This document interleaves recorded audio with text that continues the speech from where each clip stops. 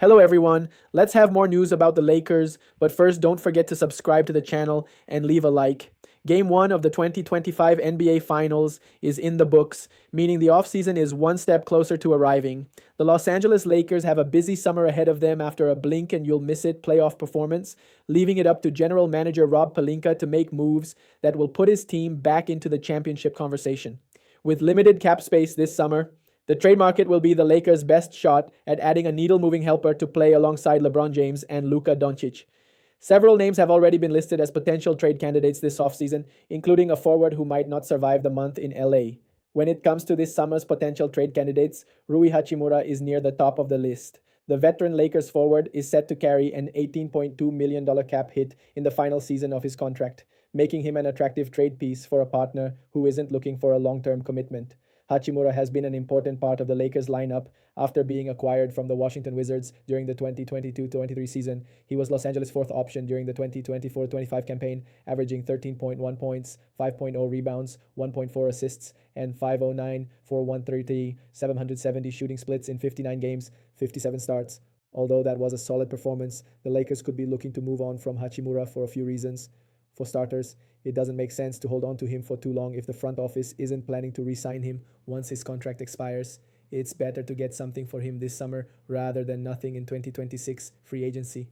Now let's go to another video. Don't forget to leave a like. Gabe Vincent. But number one, Gabe's salary may be needed, $11.5 million expiring. That could be really important on the trade front for the Lakers to get an upgrade elsewhere, particularly if we're looking at the center position. So there's a decent chance that Gabe Vincent is not back next year. On top of that, we look at what happened with Gabe during the playoffs this past season. Just not good enough. You know, one of the things that the Lakers thought they were getting in Gabe Vincent was somebody who could hit shots in a big game situation. Instead, what did the Lakers get out of Gabe this year in the playoffs? Last year, I'm willing to dismiss last year. Last year, he was hurt, just coming back from injury. But this year, in 5 games, played almost 20 minutes per game, less than 3 points, 2.8 points per game, 1 rebound, 1 assist, 0.2 steals, shot 36% from the field and 31% from 3 in the postseason. That's just not good enough. That you're not getting enough out of Gabe Vincent there. So I think even on merit, there is reason for the Lakers to potentially look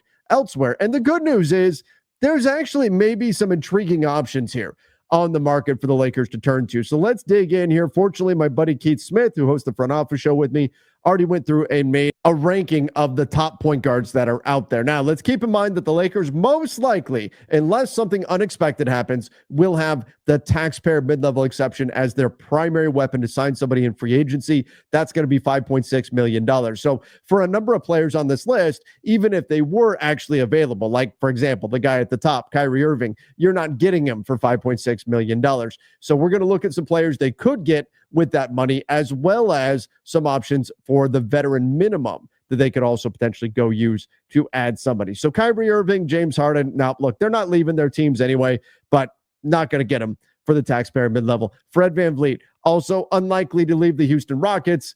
Even if he is, it's probably because the Rockets are picking up his team option and then putting him in a trade for, say, Giannis Antetokounmpo or Kevin Durant or something like that. Not really an option. Josh Giddey, restricted free agent, not really an option.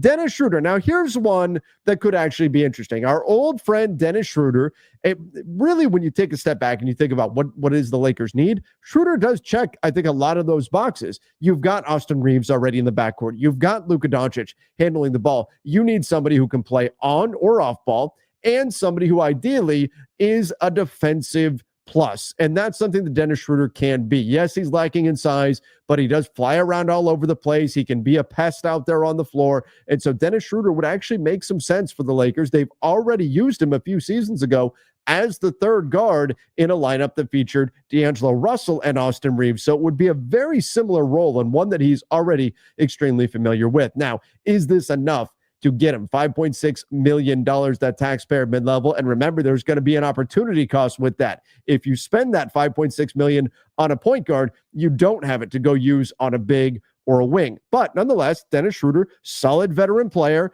can certainly fit, I think, in the backcourt with Luka Doncic and Austin Reeves, be part of a 3-guard rotation.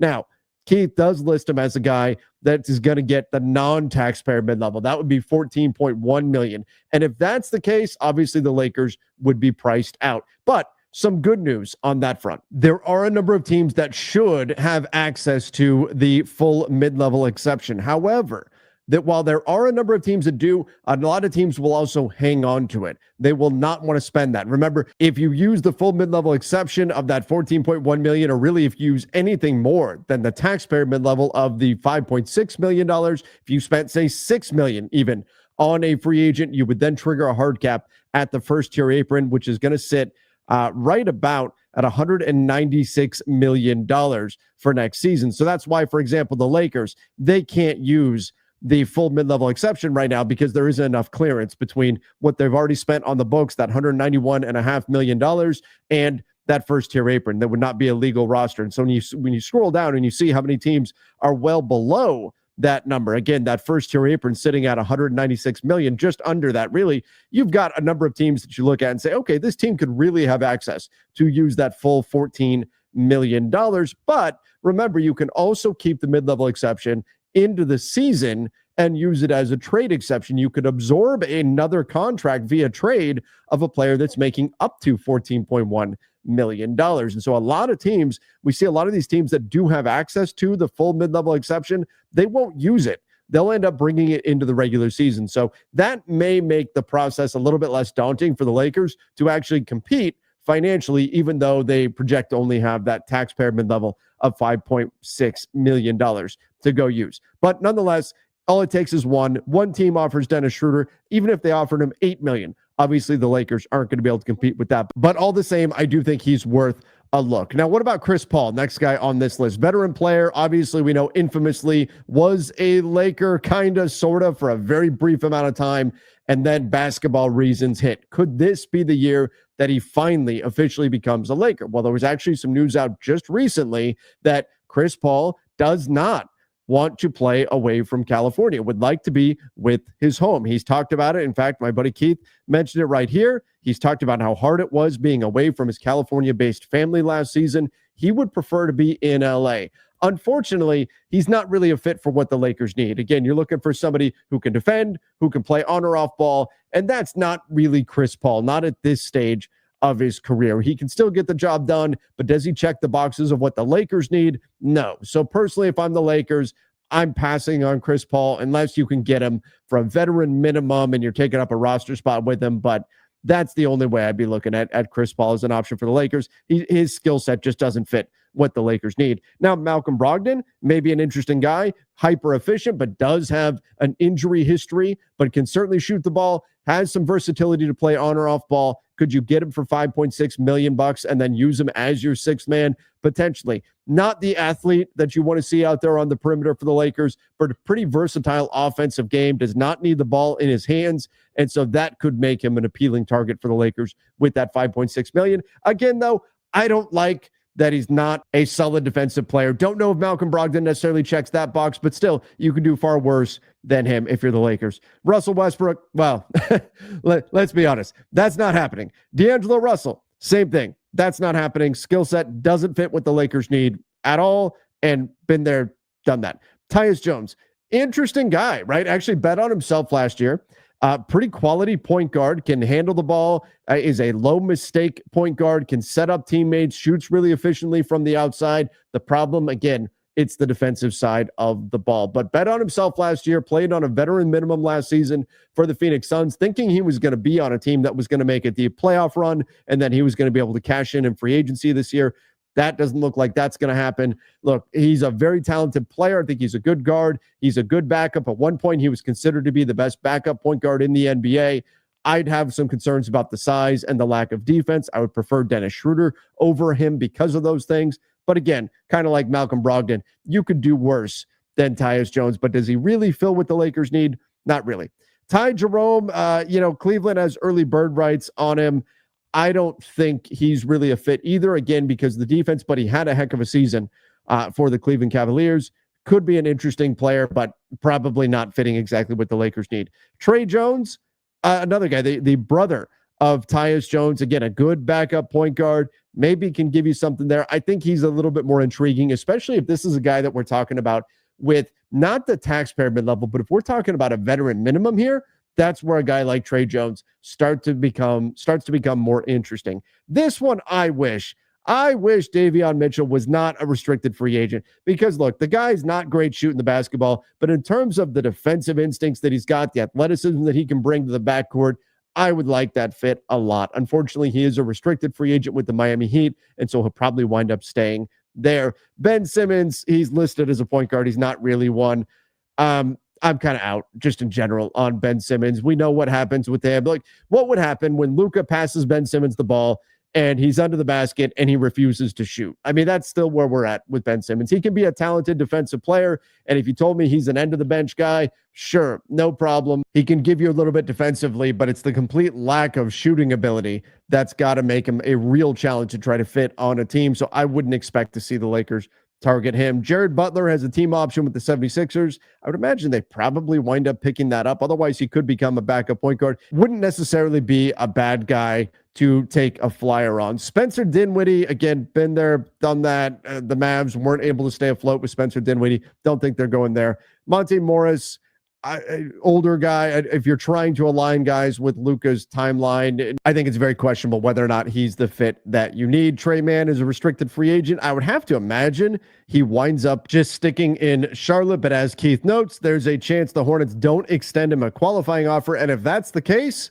then maybe the Lakers do swoop in their interesting player, and at just 24 years old, there's still some upside there with Trey Mann. So maybe somebody that could be intriguing there. Cameron Payne, I'm not that interested in Cameron Payne, but just an okay backup point guard for you. But again, is he really going to fit what the Lakers need? Here's one that I really like, though. Aaron Holiday. If Aaron Holiday does not wind up getting his team option picked up, which I think the Rockets probably will, but if they don't, he can play on or off ball. He can defend decently well. I think he would be a really interesting fit for the Lakers if they don't pick up that $4.9 million team option. So I don't know what the Rockets are going to do there, but if he hits the market, I think he's the guy the Lakers should have plenty of interest in. Corey Joseph, he's an okay defensive player. Wouldn't be the worst thing in the world, but at 34 years old, again, if we're trying to align guys with Luka's timeline, he doesn't really fit there in regard. Now, what about the incumbent, Jordan Goodwin? To me, it's a no-brainer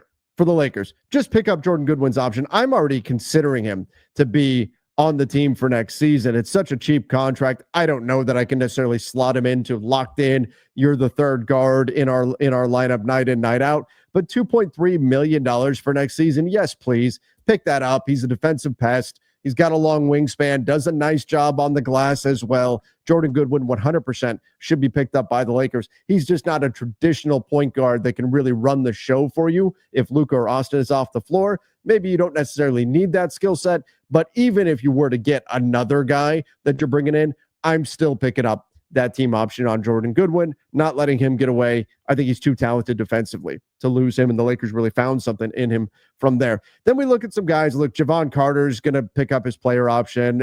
I'm going to kind of skip through some of these.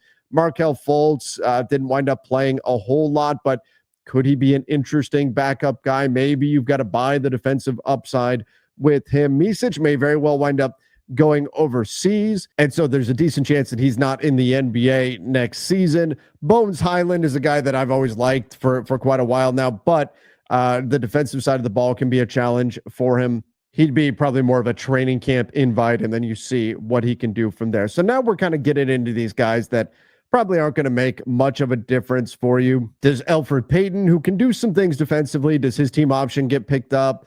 We'll see there. He may wind up being a guy that's out there on the market for the Lakers to bring into camp. And again, it gets slim pickings here at this point. Then we finish things off with DeLon right there at the bottom of the list. But so what's the ideal scenario here for the Lakers? Well, I do think, number one, you bring back Jordan Goodwin, you 100% pick up that team option. Then from there, if they could land, again, my ideal might be if Aaron Holiday breaks free from the Houston Rockets. He's a guy I'd have interest in. I'd keep an eye on Trey Mann with the Charlotte Hornets and see if he's available. And then from there, it's a guy like Jared Butler. If his team option doesn't get picked up, and Ben Simmons, again, I'd have a hard time buying into him. I guess if it was a veteran minimum, maybe. And then you've got a number of point guards where defense just isn't really their thing. We talk about like Tyus Jones and D'Angelo Russell. These guys just aren't really fits for the Lakers. After that, maybe we talk about a Malcolm Brogdon, Dennis Schroeder, someone like that. Again, you're not looking for somebody that's going to play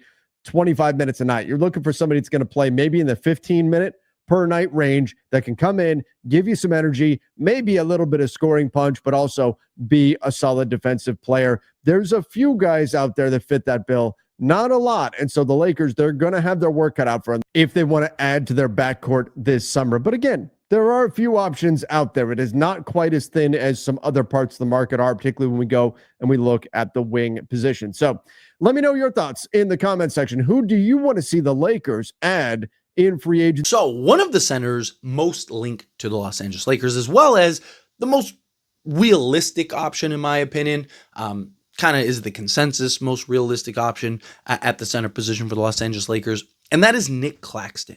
And a lot of talks about the Lakers potentially trading for Nick Claxton. He's been linked to Lakers for really some time now, right? Even last trade deadline, Lakers were linked to Nick Claxton. And on the surface, he is the ideal center, right?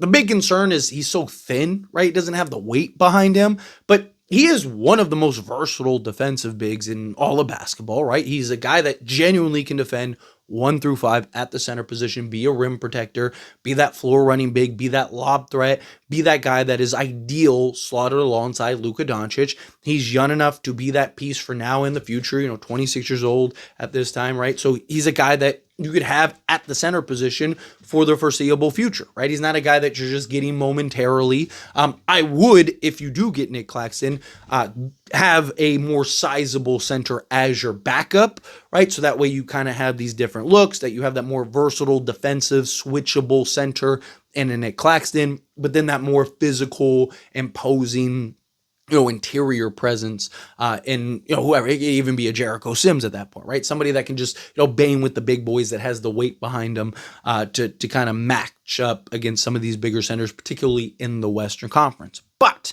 again, one of the big things about Nick Claxton is like, okay, yes, he's the most realistic, right? Because one, we know what the Brooklyn Nets are looking for. The Lakers have exactly what they're looking for in a potential Nick Claxton trade. They've been shopping Nick Claxton for some time now, so clearly they're interested in kind of getting off of him. They have several other options, right? Maybe you can even expand the trade and get some other pieces from the Brooklyn Nets, because it appears that they're kind of wanting to hit the reset button. They're even active in trying to acquire other picks, and even potentially another lottery pick. They're trying to trade Cam Johnson, as well as the 19th pick, and land a lottery pick. So, they're kind of ready to hit the reset button a little bit. And obviously Nick Claxton, he's young to where you could kind of keep him if you wanted to, if you were the Nets, but he's also old enough to where you could justify, like, hey, if we're going to spend 3 to 5 years kind of rebuilding and retooling this thing, right? By the time we're ready to where we need to be, Nick Claxton's already kind of aged out for us. So let's just recoup some assets, get as much as we can. And they have other options at center that maybe they could look to. So it'll be interesting to kind of see what direction the Nets go. But according to reports that have came out, Yahoo Sports, as well as Nets Wire, right? And the reason it's important to stress the Nets Wire part of it is because, usually when you're looking at these kind of things, it's like, okay, well, where's the news coming from, right? Is it a neutral source? Is it kind of, heavily favored towards the Lakers, right? Like, what is it, right? Talk about it all the time, year after year after year, right? Like, where the information is coming from is very important, because depending on where the information is coming from depends on how valid it is, or, who's it would be more favored towards in that swing. So the fact that Nets Wire is the one that is reporting this and bringing this out, as well as, again, Yahoo Sports, that Nets Nick Claxton may be closer to joining the Lakers than some think. Again, article goes in to talk about how Nick Claxton, again, appears to be the most likely center for the Los Angeles Lakers. And look, it makes sense that we've gotten reports from Lakers side, from neutral sites, everything, that like, hey, the Lakers have already started their process. They're expected to be very aggressive and just, turning over every rock, turning over every stone to make sure that they're able to get what they need to get this offseason. I think they're like 4 pieces away. I think they need a clear-cut starter center. I think they need a clear-cut backup center. And then I think they need two perimeter guys, two guys that can help with athleticism and, point of attack and just be versatile out there on the perimeter. And I think the Lakers can be contention. Again, assuming Luka gets back to being Luka, which he's looking great at this time, right? And then, how everything kind of meshes together, right? If everything works out right, I think the Lakers could be right back into contention. But when you're talking about Nick Claxton and bringing in Nick Claxton, right? It's like, okay, well, is he the guy? And what's the likelihood? Well, okay, Lakers and Nets have made trades in the past. Sean Marks and Rob Pelinka have a really good relationship. We know what the Brooklyn Nets value and are looking for.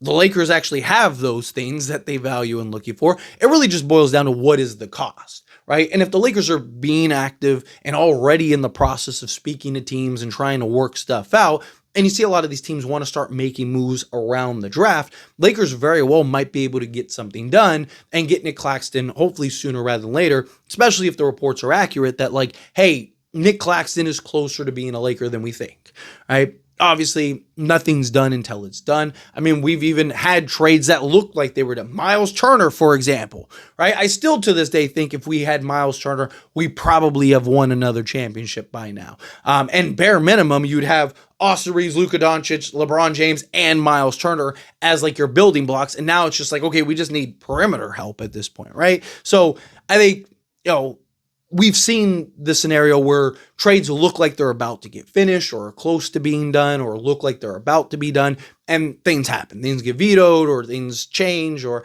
team changes their mind or they want more. And it depends on like, what do you have to pony up to go get Nick Claxton? If you have to sell the farm to go get Nick Claxton, personally, I'd stay away from it, right? Because again, as great as Nick Claxton is, he's not like he's ideal in many areas, but not all areas, right? And I don't think you need this like superstar center. Right? And I'm not saying Nick Claxton is necessarily that superstar center, right? But I think all you really need if you're the Lakers is just a center that can essentially do three things. A center that can rebound, be that lob threat, and protect the rim. If you can find if Jericho Sims can do that, perfect. You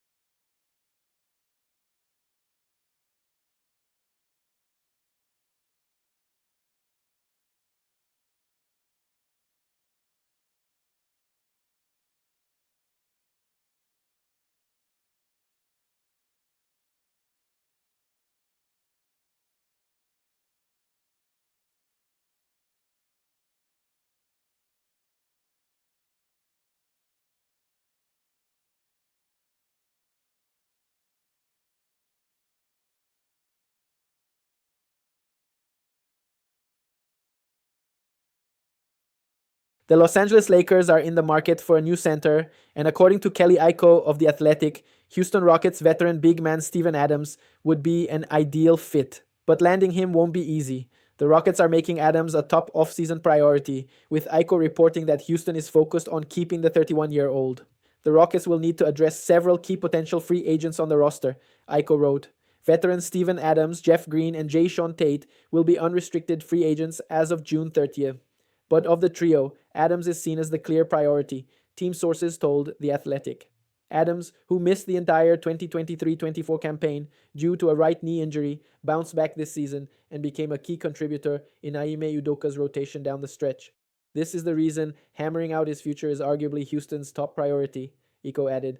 But because of his two-way production, particularly his elite offensive rebounding, the possibility of Adams being lured away by a playoff team exists. Adams, who earned $12.6 million last season, would be a natural fit for teams such as San Antonio, New York, Indiana, and both Los Angeles organizations. Still, the Rockets reportedly believe Adams wants to stay and are continuing extension talks with his representatives.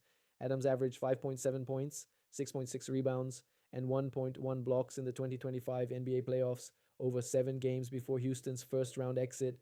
During the regular season, he put up 3.9 points, 5.6 rebounds, 1.1 assists, and 0.5 blocks in 58 appearances, including 3 starts.